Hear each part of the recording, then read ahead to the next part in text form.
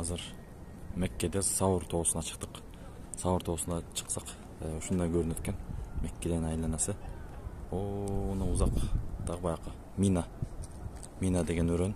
Мина өрөөнүндө баягы палаткалар болгон жер. Ошондо палаткалар, 100 миңдеген палаткалар ажылык убактысында ошол жака келип ажылар калышат. Бир күн түн өткөн. Арафат тоосу, Арафат өрөөнү да нар жакта болуп кетет экен. Мина, Муздалифа, Арафат.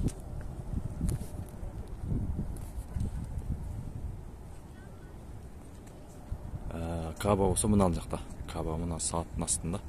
Каба ошол жакта. Бул жак болсо Саур тоосу. Саур үңкүрү мына жак. Саур ушул жака келип пайгамбар саллаллаху алейхи вассалам Мадинага ушул жерден качкан. Ушул жерден хижрат кылган, 3 күн ушул жерде бекинип жаткан меккеликтерден бекинип.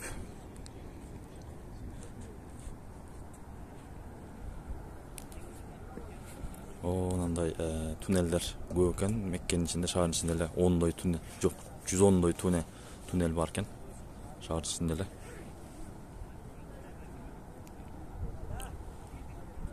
Бул жакты Мина өрөөнү дедик, Мина өрөөнү.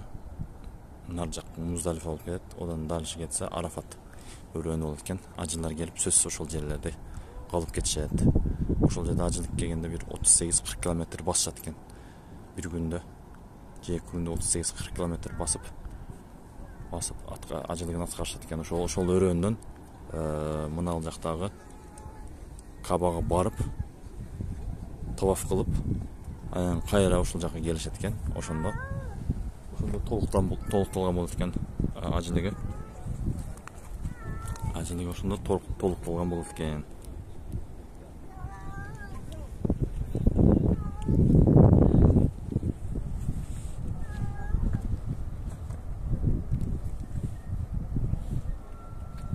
Ушундай тоолор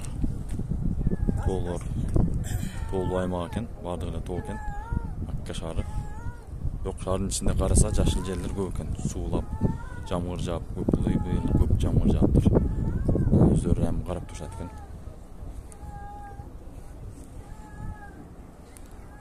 Суулар жеткизип бактарактарга жашылдандырып турушат экен. Чөл климатында эле жашылдандырса болот экен. Значит, бизде Кыргызстанда оңой эле бүт бар жокту жапжашыл кылып койсо болот экен. Даяр суу келет.